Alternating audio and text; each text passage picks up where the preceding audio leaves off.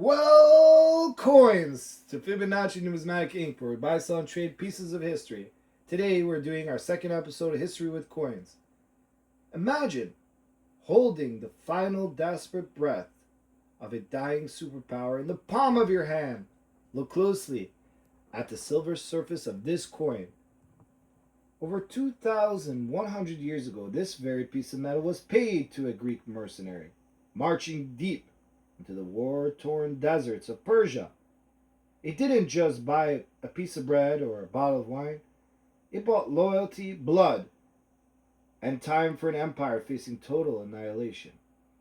This is a silver drachm from the Seleucid kingdom, featuring King Antiochus VII, a ruler who quite literally held the fate of the Western world on his shoulders. This exact coin recently sold on our eBay page at Fibonacci Numismatic Inc. Before we pack it up and ship it off to the new caretaker, we need to unravel the absolute madness, the family betrayal, and the blood-soaked history baked directly into this ancient silver metal. Because the story of the man on the front and the goddess on the back is wilder than any Hollywood movie you will ever see. To truly understand why this coin exists, we have to travel back to the year 139 BC in our timesheet. Back in 139 BC. The world is in absolute chaos. The Seleucid Empire, a massive sprawling superpower born from the fractured pieces of Alexander the Great's conquest, is completely burning to the ground. Enemies are closing in from every border. The rising superpower of Rome is choking them from the west, while the fierce nomadic horsemen of the Parthian Empire are violently tearing away their eastern territories. To make things worse, the empire is destroying itself from the inside. A brutal military general named Ditotus Tryphon has assassinated the child king. He's stolen the crown and triggered a savage civil war. Meanwhile, the rightful king, Demetrius II, had just been captured alive by the Parthians, and thrown into a dungeon. The empire was headless, broke, and on the verge of being wiped off the map forever. Enter the young brother. You see his picture on this coin. Antiochus VII. He wasn't raised to be a warlord. He was actually living thousands of miles away in a safe, quiet coastal city called Sidon, which earned him his historical nickname, Sidetus. He could have stayed in hiding, could have let the empire fall, but when his family legacy was threatened, this young prince chose to sail straight into the heart of a war zone. In a move that shocked the ancient world, he didn't just claim the throne, he immediately married his captured brother's fierce queen, Cleopatra Thea, uniting the royal factions. He raised a brand new army from scratch. He hunted down the traitorous rebel general and cornered him until the traitor took his own life. Against all mathematical odds, Antiochus VII stabilized the dying empire in less than a year. But armies do not fight for free. In the ancient world, a king's power was only as strong as the weight of his coin purse. Antiochus needed money, and he needed it immediately to pay the mercenary soldiers who were keeping his crown secure. That is exactly why this coin in front of you was born. Every single one of these drachms was completely made by hand in a roaring, hot, ancient mint. A blacksmith would carve the king's face and the image of Nike into heavy iron dies, place a glowing heated lump of solid silver in between them, and BAM! Smash it with a massive mallet. Now please, you also smash that like and sub. This is my shameless plug. Because they were struck one by one with raw human force. No two coins will ever be exactly alike. Meaning the piece you are looking at is a completely unique piece of ancient art. Look closely at the face of the king on the front of this coin. This portrait was a massive piece of political propaganda. He's wearing a simple, tightly bound cloth headband. In the modern world, we expect kings to wear massive, beautiful, heavy crowns made of gold and diamonds and gems. But to the ancient Greeks, this simple ribbon was called the diadem. It was the ultimate sacred symbol of absolute royalty. By stamping his face with the diadem on thousands of silver coins, Antiochus was broadcasting a message to every marketplace, to every soldier, and every person who carried these coins, every civilian from the Mediterranean Sea to the borders of India. He was telling them, look, Look at my jawline. Look at my profile. The Civil War is over. I'm the rightful protector of the realm, and my government is stable. When you turn the coin over to the reverse side, the historical significance gets even deeper. You see the Greek goddess of victory, Nike, advancing boldly to the left, holding out ceremonial laurel wreath? Long before Nike was a multi-billion-dollar sneaker brand, she was the ultimate psychological weapon of the ancient world. Antiochus did not choose her image by accident.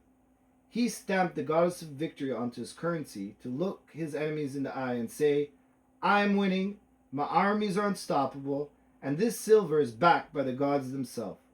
Surrounding the image of Nike, you can see the beautiful struck ancient Greek letters reading Vasielos Antiochou Euregetu. This translates directly to the King Antiochus, the benefactor, the ultimate doer of good deeds for his people. This coin is the physical engine that powered what historians call the last great stand of the Hellenistic East. Armed with the wealth generated by these silver drachms, Antiochus did the impossible. He launched a massive, legendary military campaign to the east to rescue his captured brother and take back the lost crown jewel of his empire. The ancient megacity of Babylon, he won 3 massive back-to-back battles against the terrifying Parthian armies. He drove them out of Mesopotamia, reclaimed Babylon, and forced the Parthian king to retreat into the mountains. For a brief, shining moment, it looked like Antiochus VII was going to single-handedly restore the entire empire of Alexander the Great. But history is notoriously brutal to heroes, and in the freezing winter of 129 BC, deep in the rugged mountains of modern-day Iran, Antiochus made a fatal mistake. His army was too massive to stay in one place, so he spread his soldiers out into different winter camps among the local villages. The locals grew tired of feeding the foreign Greek troops and secretly cut a deal with the Parthians. In a flash, a devastating, coordinated surprise ambush was launched. And in the middle of winter, Antiochus was cut off from the main body of his army. Surrounded by thousands of enemy troops, the king refused to retreat. He fought like an absolute lion, swinging his sword until his personal royal guards lay dead around him. Realizing that he was completely overwhelmed, and knowing that if he was captured, he would be tortured, humiliated, and paraded through enemy streets in heavy iron chains, Antiochus VII made a final legacy choice. He turned and leaped off a steep cliff, dying bravely on the battlefield rather than surrendering his royal dignity. The exact moment his heart stopped beating, the golden age of the Seleucid Empire died with him. They lost Babylon forever, their borders shriveled, and they degenerated into petty infighting until Rome finally wiped them from the page of history. Antiochus VII went down in the history books as the very last great king of the East. This brings us right back to the physical piece of the silver you're looking at right now. This coin is an NGC choice find. Think about what that actually means. This coin didn't sit in a velvet jewelry box for 2 millennia. It survived the collapse of an empire. It was tucked into the tunic of soldiers, passed through the dusty hands of ancient marketplace merchants, and buried deep in the dirt for over 21 centuries. While the modern world built itself on top of it, yet despite all that time, the striking profile on the king's face and the feathers on the wings of Nike are still beautifully preserved. Every microscopic scratch and mark on this silver is physical scar of human survival. To the lucky collector who just won this auction on our Fibonacci numismatic page, you didn't just buy a standard coin. You just inherited a tangible physical piece of a king's final stand, a relic of an ancient superpower's dying breath, and a direct link to the world of Alexander the Great. We want to say a massive congratulations to our winner. This magnificent coin is officially heading to your vault, and we know it will be the absolute crown jewel of your collection. To everyone else watching at home, this is what numismatics is all about. It's not just about metal and grades. It's about holding raw, unedited history right in the palm of your hand. If you want to get your hands on pieces just like this before they vanish into private collections, you need to stay ahead of the game. Make sure to smash that subscribe button right now, hit the notification bell, and give this video a thumbs up so you never miss another episode of Fibonacci Numismatic Inc. Drop a comment down below. Let us know if you could own any coin from the ancient world. Which ruler would you choose? Check out our eBay store, linked in the description below, to view our current live auctions. And as always, keep hunting, keep learning, and keep collecting.